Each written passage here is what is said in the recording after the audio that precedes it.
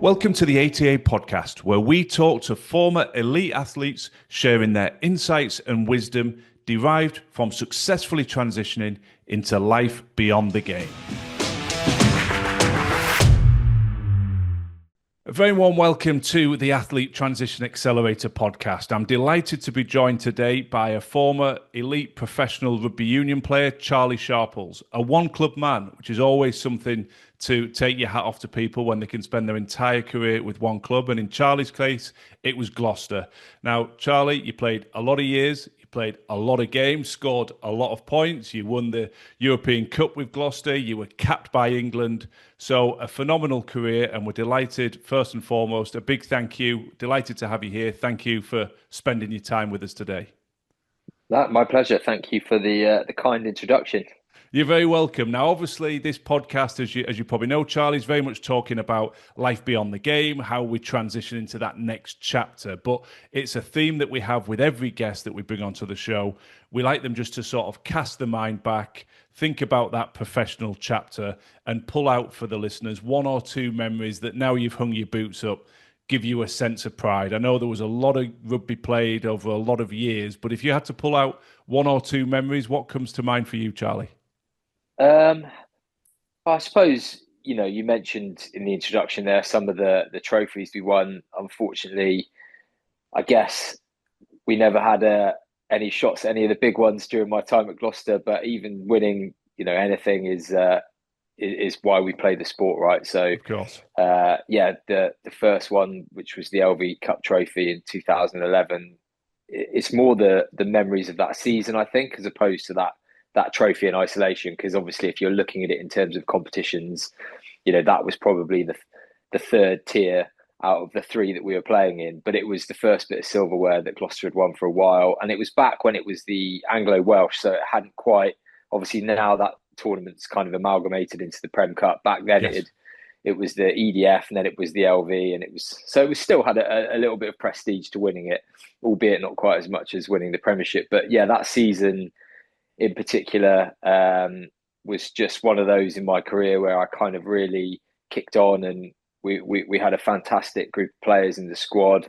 We were playing a great brand of rugby, and as a winger, I was sort of benefiting from that and scoring lots of tries. And that was, I guess, the kind of catalyst for me then getting into the England setup and being involved with the Saxons at the end of that season, and then going on to get my first cap. So, that was probably some of my fondest memories from that time. And also when you don't, when you're a young player and you're in that sort of breakthrough, there's no pressure or expectation. You're just going out there and playing in the moment and just enjoying yourself, really, without thinking about anything else. And then which is that indicative. Obviously changes.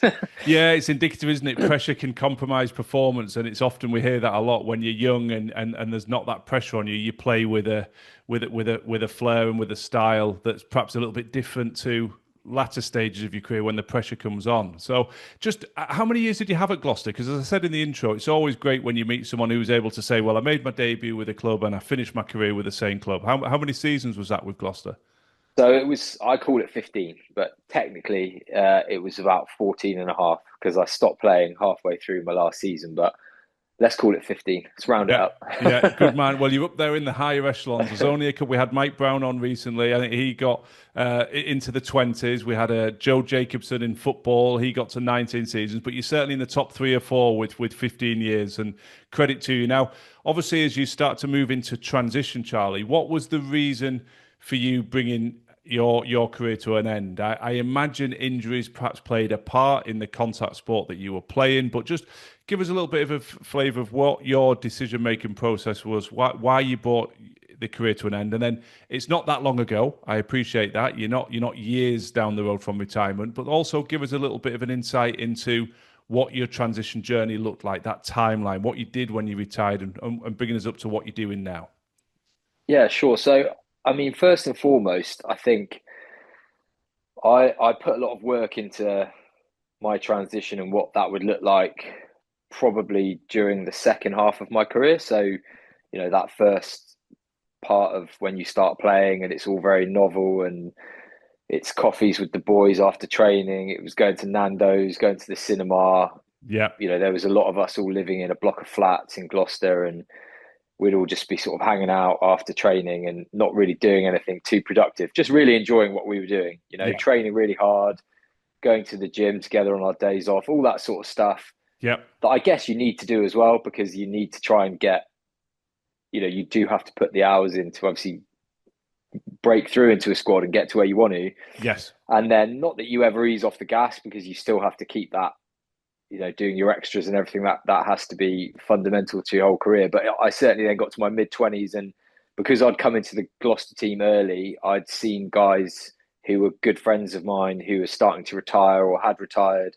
And then you sort of witness the various different transitions that people have, and some more successful than others and some easier than others. Right. So it became then on my radar of like, right, I need to get something done.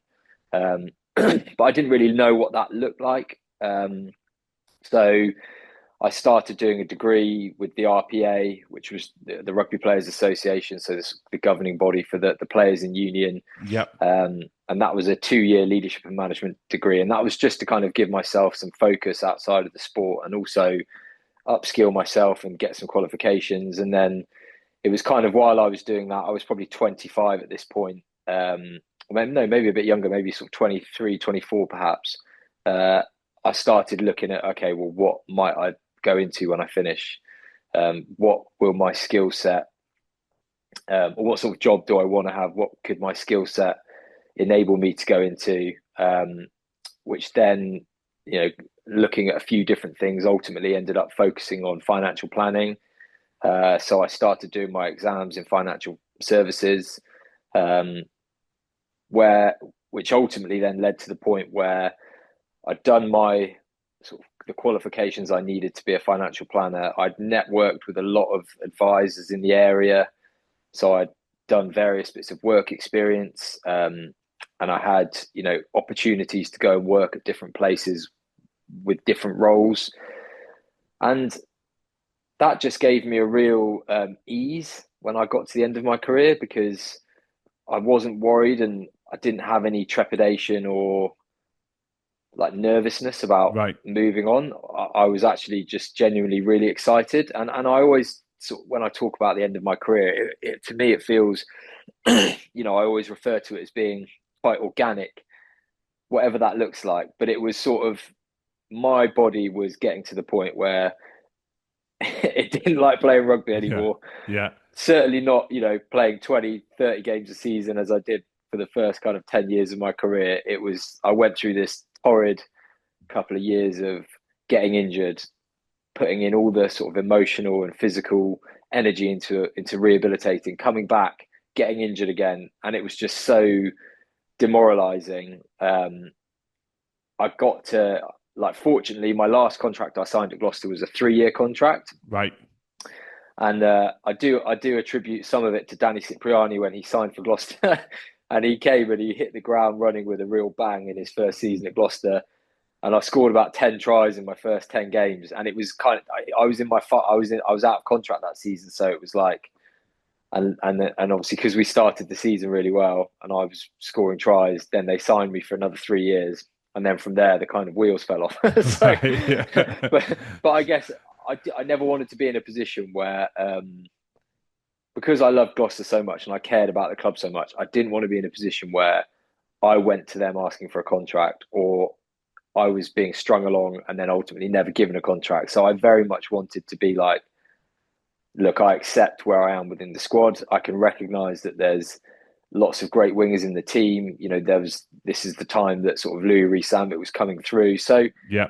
there was no point trying to have an ego and trying to be something that I wasn't. It was like, I've had my time and my time's been brilliant. And yes, in another life, I would have loved to have kept playing for another couple of years. And if my body was still doing the things that I wanted it to do, then I would have done that. But Yeah. it just wasn't. It was not allowing me to train at that level, play consistently. And because I had all my financial planning qualifications, I knew that I didn't need to play rugby. So I didn't need to go and, right, well, I'll just leave Gloucester and I'll go and pick up a contract wherever I can, and we'll Yeah. move the family and we'll go and play for a year or 2 years somewhere and just pick up whatever money I can, whatever contract, or drop down a league. I was just like, no, I'm done with rugby.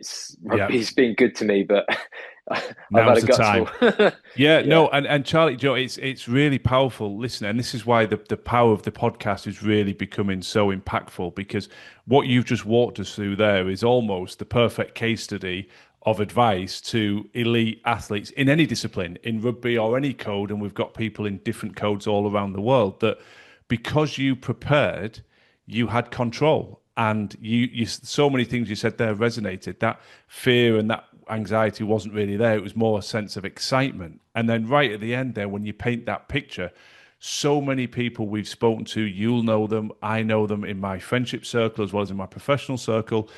They have to take another contract. They have to relocate the family, take the kids out of school, move them to another area. There's a huge amount of stress for anybody to be chasing something just for the finances. But then if you in a family dynamic and you've got a partner and children, that stress is even worse. And particularly if they're in a stage where you were, where the body's starting to fall apart, so you know that you need a high degree of luck to be able to service that next contract. So that plays on your mind. So what all of that was parked for the reasons you articulated so succinctly, that you'd invested in yourself, and because you'd invested in yourself, you were in control. So without putting words in your mouth, Charlie, let's just paint an alternative parallel universe. You hadn't invested in yourself. You hadn't done any of those qualifications. You hadn't got the financial qualifications you needed. You would ordinarily then have gone down that very path you just talked about. You would have been forced to take another contract, move the family, push on through a body that was sort of breaking down a little bit. Is that a fair summation, that that's the path you would have had to follow? yeah, absolutely. And that comes with all kinds of risks and stresses. And look, I don't think there's anything wrong with people who. I think as long as you're playing the game for the right reasons, if you love it, and I've got mates, I've played with players who just love it. They love Yeah. it so much, and they just don't want to stop. Yes, And of like course. they'll just keep going, and they'll keep going. And I think you almost know in your mind. It's like you speak to any player who's retired on their own terms. It's like once you know Yeah. when you're ready to finish. Like when it's almost like that spark is kind of going out or like flickering away. So as soon as you're not doing it for the right reason and you're doing it because it's a job and because you need the money, then how can you expect to get the level of performance in what is ultimately a professional environment that Yes. you would need to deliver? And I just, yeah, personally, I never wanted to be in that position. So if I hadn't have had the things that I'd done to fall back on, then yeah, it would have been really difficult. And I think that's where you see people who do fall into these difficult transitions where they think they're going to play for longer than they otherwise would. Yes. Um, and it's not always injury that finishes your career, right? I mean, we've seen the last few years with what's happened in the Premiership with Yes. three teams going into, was it three or four? No, three teams going into administration, that people suddenly get the rug pulled out from under them. You could be in your mid-20s in the prime of your career, and if your club goes into administration and there's not a contract for you somewhere, it's an all, for me that's almost worse than being injured, because at least if you get injured and you have to finish, hopefully you've got some sort of payout or Yeah. insurance, because there's so many different levels to the security of finishing. Obviously there's a financial blanket, there's a fulfillment element, and then there's knowing, an element of knowing what you want to do. And you need to make sure that you've ticked a few of the boxes, because at the very least, if you've got no idea what you want to do and you stop playing, if you've got enough money in the bank where you don't have to worry about paying your mortgage for a few years, and you can kind of dip your toe into various different things, that obviously takes away a lot of stress. So Yes. that's one way of preparation. Obviously the other one is, that doesn't necessarily solve the problem of, you then just become one of those guys pining on the touchline thinking you should still be out there playing, missing the changing room every day and basically being miserable because Yeah. you haven't got that anymore. So that's where obviously you need then the fulfillment side of things to kind of um, go into the next part of your The the next next part of chapter. your life. Yeah, Yeah. exactly. No, well said, Charlie. I think just going back to something else you mentioned, because it's interesting that you paint a scenario of being the young player in a block of flats with multiple other players, hanging out, coffees, extras in the gym. That's a world that so many athletes, particularly young rugby players, will listen to and go, "Well, that's me." Part of the challenge that we have at ATA when we're mentoring and coaching, particularly young players, is that sense of invincibility. And we always tread carefully on this topic because we're not for a second saying, hey, we're trying to accelerate you to the end of your career. Far from it. We want people to have as long and an enjoyable career, and hopefully they can do 15 seasons like you did. But it's about developing what you've alluded to today, the level of preparation, so that if and when, as you say, financial circumstances of your club or injuries come along, it's not a sudden sense of panic. You've got something that you're invested in that you can fall back on, take it down from the shelf, if you will, to then say, right, I'm ready for the next chapter. Now, running alongside that, there's this notion of, well, I need to keep my focus on my rugby because I have to do everything in my power to be a good rugby player. So I can't look at anything else. Now, you obviously made that gear change between hanging out, coffee shops, extras in the gym, to doing a degree, doing your financial qualifications. I think, again, without trying to put words in your mouth, Charlie, I think what would be powerful for people to hear is investing a little bit in your time and your qualifications didn't destroy your performance. It didn't stop you being a high performing rugby player. And equally, I would imagine it didn't make you a pariah. You didn't lose all of your social connection with your teammates. It's not a sort of either or. I think it's important for people to say you can blend it all. You can still, to your words, do all the extras and the things required to be an elite performer. You can still recover, ready for your next training session and game, but you can find some time to invest in yourself, and you won't become a black sheep and be, alienated from your teammates. There's space and time for everything. Could you just throw a bit of your perspective on that, Charlie, particularly for those young players that perhaps think, if I don't focus 100% every minute of every day on my rugby and being with my teammates, I'm not going to have an elite career? Yeah, no, you've hit the nail on the head. And I think like any young player in their 20s who thinks, wait until you got kids and then and Yeah. then see how much free time you have. And also I'd probably question anyone to look at, like, life is about balance at the end of the day, isn't it? So yeah, you don't have to be all one or all the other. And I think realistically, unless the game's moved on in the 3 years since I've retired so much that people need to commit 12 hours to their day in being a professional, which it hasn't, let's be honest, there is still time in the day. There's no excuse to not being able to commit even a couple of hours a week at the very least to doing something different. Now that doesn't have to be you go and do a degree, because not everybody's minded that way. Mm-hmm. But it could be that you go out and you meet people who want to talk to you, like make the most of the go and have coffees with people who sponsor the club, local businessmen who are involved within the clubs that people play for, because that opportunity to speak to those people and build those connections and tap into their network, they only want to talk to you because you're playing rugby. If you Yep. weren't playing rugby, you're not going to suddenly pick up the phone to the main sponsor of a rugby club and be like, "Oh, I'd love to have an hour of your time. I want to chat to you." So it's just, if nothing else, there's always something that you can do. If it was going to a local college and learning a trade, if you were really, wanting to go into property or doing up houses or being like, there's time to do things within a working week as a rugby player where Yep. you can find that balance. And if you look at your screen time on your phone and you've got 3 or 4 hours screen time a day on your phone, you could probably half that and spend a couple of hours doing something more productive. There you And go. Well said. and like, you know, yes, you have to train hard. Like, your first job is to be a rugby player. Like, that is above everything else in terms of the way that you're preparing.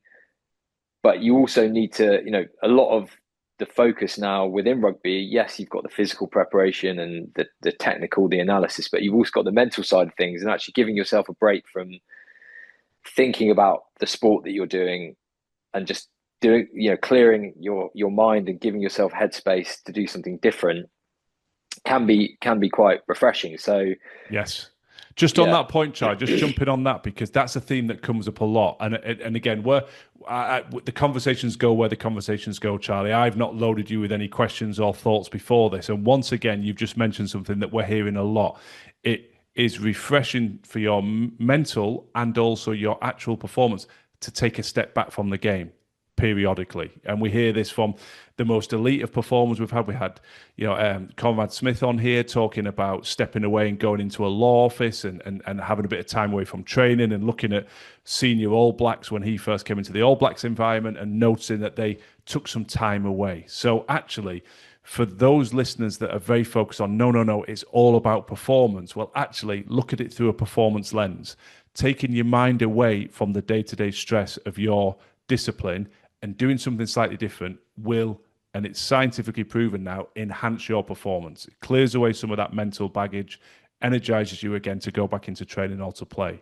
So I'm really pleased you mentioned that, Charlie. Just in terms of networking, just wanted to just dive back onto that one, because when you was talking through the timeline of what you did, the qualifications, etc., you mentioned networking and the fact that you had some opportunities to consider, some actual tangible job offers that were there for you to be able to consider when the time was right. So just again, give us a bit of a perspective on how you went about that. You've already nodded towards this, saying, look, going for coffees, etc. But people sometimes say, well, yeah, I get it. I've got a network, but what is it? How do you do it? How did you step into that space? What was your sort of game plan to actually build your network a little bit?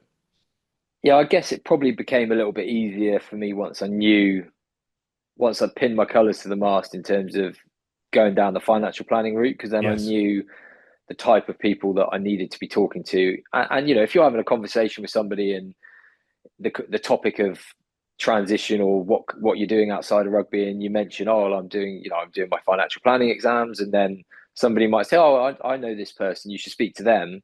And then, so that was kind of how it evolved. But I guess it was easier because it was more focused. Yeah. Yeah, because networking for networking's sake, it's good to do it just to get yourself. We used to do networking things with the RPA, and sometimes just going into a room and having to put yourself out there and talk to people, it's good for building skills. But for me, it was once I had a clear picture of what route I wanted to go down, it was then focused towards, well, who are the people I need to be speaking to? And then when you get introduced to those people, and then that was how then having, opportunities to go and work for them materialized. Right. Um, And was there but some yeah, work experience in there, Charlie? Did you say you actually went into some practices just to really cement the fact, yeah, this is where I want to be? yeah, probably more towards the end. I sort of, because I'd used this, as I say, I mentioned my last contract earlier, the sort of 3-year contract, and I was basically like, right, I'll see how because in my head I would have liked to have, if everything had gone perfectly, it would have been nice to do maybe 1 more or 2 more years if I was still able, performing well and Yes. playing well, and the body was able to. But that would have been probably the very limit. I would have been getting to 35 Hmm. as a winger there. So you are getting towards being definitely the older end of the spectrum. Yeah. I mean, even at 32, 33 when I retired, I was obviously at the older end of the spectrum. But yeah, it was because the first year and a half hadn't gone the way that I sort of had hoped in terms of the injuries that I'd had.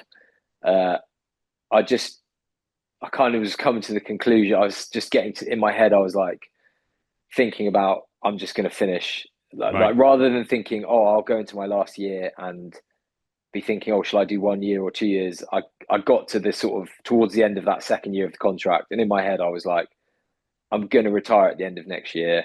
I'm going to finish. And so at that point it was easy then, because I was like, right, who do I need to? These are the people that I know that Yeah. and that I've been sort of keeping communications with over the last couple of years. I've finished all my qualifications. So the last pre-season before I was gonna, so a year out from retirement, going into my last season, I went in, and the sort of jobs that I'd narrowed it down to, I guess, the 3 or 4 opportunities. I went and did a few days in the office just to kind of give myself a bit of a taster, which definitely helped. And it was just nice to have. It was nice to have options, and then it was also really nice to then, once I'd sort of thought, right, this is where I want to go, to have something to be excited about. And then, like I said, it took away a lot of the worry, because Yeah. I knew that once I finish, I will have the opportunity to go and work here. I will have a salary. I don't have to worry about all those things that aside from knowing what you want to do, financially, I knew, right, I'm going to be getting paid, so that's fine. Yeah, no, it makes Um, perfect sense. So now you stepped into that space, and good for you for actually, having that roadmap to having that self-awareness to say, this is where I am, this is where my body is, I'm going to invest in me. And then the rewards came to fruition. You had the opportunity and you've stepped into that financial sector. One of the things we always like to talk about and ask guests, Charlie, is just a reflection on transferable skills. Because again, sweeping generalization, but a lot of athletes who are still in their various disciplines express concern and worry about, well, what can I do? I'm a basketball player, I'm an ice hockey player, I'm a rugby player, I'm a cricketer, whatever the discipline may be. And there's sometimes, not consciously aware of how many of their skills transfer across. So now I know you're not, years into your transition, you're 2 or 3 years into that process, but could you just give us a perspective on perhaps some of the skills that you think, yeah, I did sharpen some of this in my rugby career and it's allowed me to hit the ground running now that I'm into industry, now that I'm into my, financial services role? yeah, obviously it varies individual to individual because we're all different and we all have different personalities and we all Hmm. enjoy, we're all on some spectrum in terms of our whether we're introverts or extroverts, whether we like being around people or not around people. So aside from that, because you naturally see people in rugby, right, who, they can go into a room and be the life and soul and they make networking look easy and they'll come out and they've got a business card off every single person. And not everybody is like that. No. Those are the people, doing the after dinner speaking, the big personalities, the people who are very comfortable. But you would be surprised, even in rugby, having this the fact that you've had to do media and you've had to go and stand up in a room and talk in front of people. The fact that you've had to talk in front of a room full of your peers as rugby players, Yeah. obviously playing in front of thousands of people. So all those little things that you kind of just do along the way and maybe take for granted. Obviously, if you went into a workplace, any sort of office, I can guarantee there'd be a lot of people in there who probably wouldn't be that confident speaking in public or have never had to do that. Whereas rugby forces that upon you. So you've developed a skill there without even knowing it. Yes. Um, the other skills that everyone will have, irrespective of their sort of interpersonal skills, are, well, you're all there, you're all driven, you all know what it's like to work towards a target, to have high standards, to work hard. Um, and those are the things in any occupation will give you a head start because again, not everybody is driven, not everybody does work hard. Some people do the bare minimum, and if you would never have got to being a professional rugby player if you didn't have all those inherent characteristics anyway. So Yeah. they're things that you don't realize because everyone that you're with is like that. And again, I think, just being a good team person, being able to take criticism, and because that's your job in rugby, you're always your harshest critic. You have to take criticism from your fellow players, from the coaches. So you have to build an element of self-awareness to know what are my shortfalls, how can I get better. Um, which again, if you look in an environment where people have never been told any of that, people can't take criticism. They like it's so that there's so many things that put you above the standard already just based on the things that you don't even consider while you're playing rugby. So Yeah. No, yeah, well said, Charlie. And it's things. It's why it's so nice listening to you say it and articulate it because this is a theme in so many of our episodes, and it's a theme in practically every conversation we have.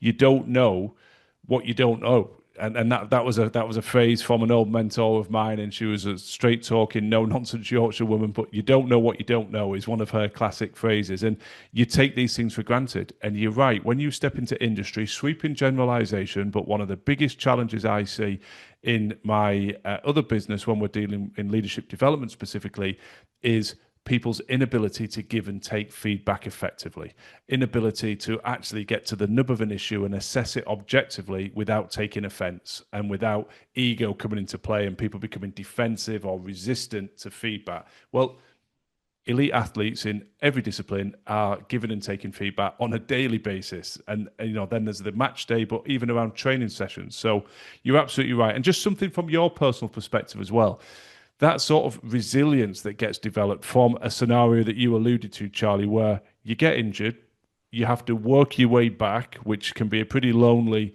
and challenging thing to do, only to get back and get injured again. And you alluded to that at the start of the episode. So there's a level of mental toughness, I think, from that, because you could just see in your energy, as you said, like it's a challenging thing to go through, and it sounds like you had to go through that a couple of times. Yeah, and I think whether that's rugby or I can imagine any sport, obviously being injured is the worst part of it, and then getting successive injuries, which you see, unfortunately, every time I see a player who, has been out and they come back, and my heart just breaks for them because I just know how miserable it is. Yeah. But without adversity, we don't, you don't grow. You need to overcome those moments to build that resilience. And again, when you look at it, when you take a step back and you look at it and you think, Jesus Christ, we're playing a game of sport, we're running around chasing a ball, like you pulled your hamstring. Jesus Christ, it's not Yeah. that bad. Yeah. And it isn't. And in the moment, sometimes you do need to put perspective on it and frame it. And it does feel like the worst thing in the world. But you are building up that resilience because life is never going to be, all singing and all dancing. There are going to be times in life, whether it's your personal life or your professional life, where you're going to have to overcome challenges. And I think at least by, certainly in professional sport, you're going to have to overcome a lot of them throughout your career. You're going to be well adept to hopefully deal with whatever those challenges are in a positive way without, going into too much of a spiral. Yeah, no, exactly. And I think it also teaches one of the other essential life skills of just focus on the controllables. You've been there, you get an injury. What can I do? Where can I start the rehab? What can I do to make things better? And I think that's the way through most forms of adversity, professionally or personally, is to not lose too much sleep on the things you can't control and focus in on what you can. So I think some great advice, some great wisdom that you're sharing today, Charlie. Just as we sort of bring things to a bit of a conclusion, one of the things that always yields some interesting insights, a bit of a quick fire round that we put at the end. So if I was to say to you, best piece of advice you've ever been given, could be sporting, life, doesn't matter, but just something that comes to mind when I ask you that question that you'd be willing to share. Oh, I'm going to be rubbish. I honestly don't think that there's anything that really, really stands out to me. I think you just learn and absorb so much from so many people around you. I can't say there's ever, there's one specific thing, I No guess. problem. No problem. I'll tell you, let me flip it on you then, because that's absolutely fine. But if I challenge you to say what would be the one piece of advice you would give to anybody coming on the journey behind you in terms of optimizing their transition out of sport, if you were to give one piece of advice to anybody listening that's still in their discipline, what would come to mind for you there? I guess while you said that, something had come into my mind, and it's the sort of thing that's kind of probably pinned to the wall when I was playing like England under 16 rugby or like county rugby or so. And it's just that like failure to prepare to fail. I guess in any aspect,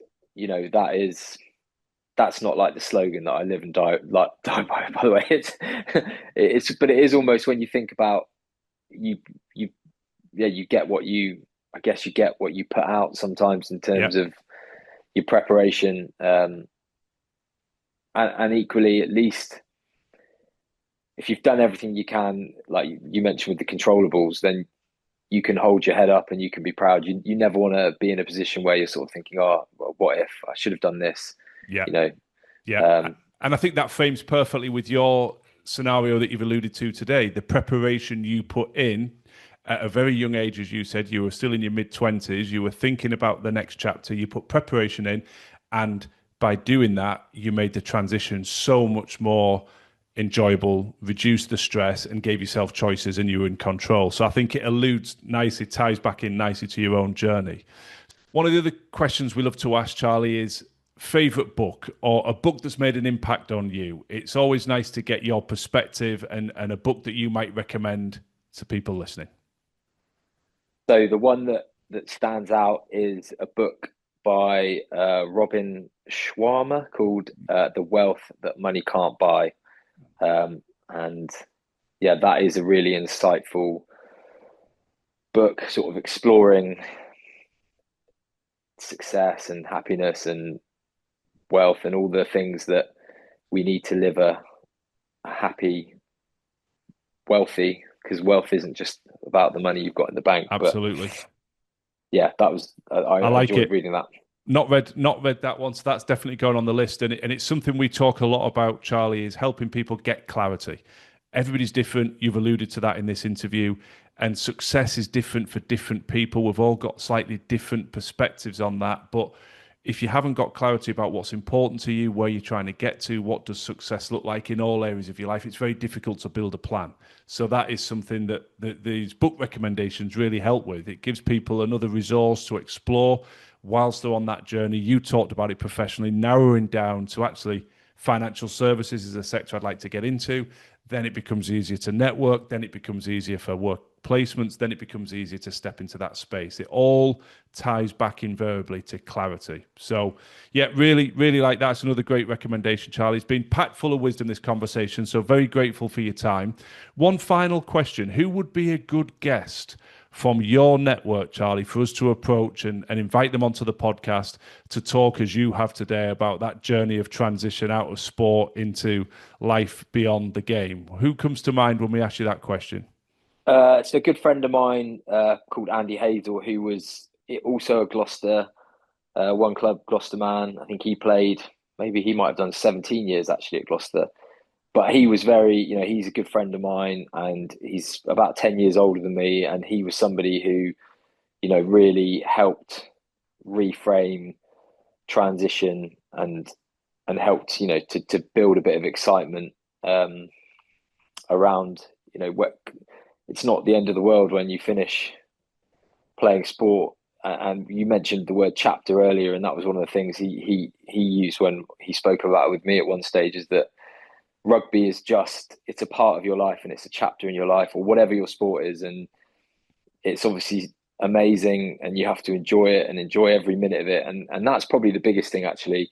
If there was one message to give to anyone who's still playing sport, is that there are so many things that you can worry about, obviously within your sport, around the conversations we're having now outside of the sport and transition. But fundamentally, you've just got to enjoy a career that you've had that you haven't enjoyed is just wasted. And I probably look back on my own career and think there were times where I was just too bogged down by the rugby and everything going on around me, and wasn't present and actually really enjoying it. And then it's almost like once you get that mentality, the only time I had that mentality of I really, really want to just enjoy my rugby and just, it was my last season because I knew I was going to finish. I wanted to make the most of it. And then I didn't even get to finish because I got injured. Yeah. So it was like, I think that's the one thing is, just enjoying it while it's there. Yes. And obviously all this is, is fun, is important, but keeping that perspective. Yeah, it's great advice, Charlie. And again, sometimes this is part of the benefit of the podcast. We're only ever, geniuses with the benefit of hindsight, when you can look back and say, oh, I wish I'd done a bit more of this. And that's why it's so powerful, I think, for existing athletes to listen to men like yourself that have walked the path, that are looking back now and said, oh, I wish I'd been a bit more present, perhaps enjoyed that a bit more. It's great advice. And actually showing my age, that's a blast from the past, because I played with Andy Hazel back in England 21, so it goes a long, long way back. Yeah. And he was certainly a Gloucester man through and through, even then, as a sort of 20-year-old, no doubt about it. So he's a great recommendation. We'll definitely reach out to him and take up your recommendation, invite him to come on the show. So, Charlie, it's been absolutely fabulous talking to you. If anybody wants to reach out with you, as they often do when they listen to these shows, where's the best place to find you? Would it be LinkedIn as a place for people to find you and connect with you? Yeah, LinkedIn. It's probably, I don't have any social media, so LinkedIn's my professional Yes. networking. So I do check it periodically. So yeah. Yeah, we'll put that in the show notes. Thanks again for your time today. It's been a pleasure talking to you. Brilliant. Thanks. Cheers, James. Thanks for joining us this week on our ATA podcast. If you found this conversation insightful and it resonates with your journey, please subscribe, follow the show, and stay connected with us for more insight, resources, and information on how we at ATA are supporting your preparation for life beyond the game.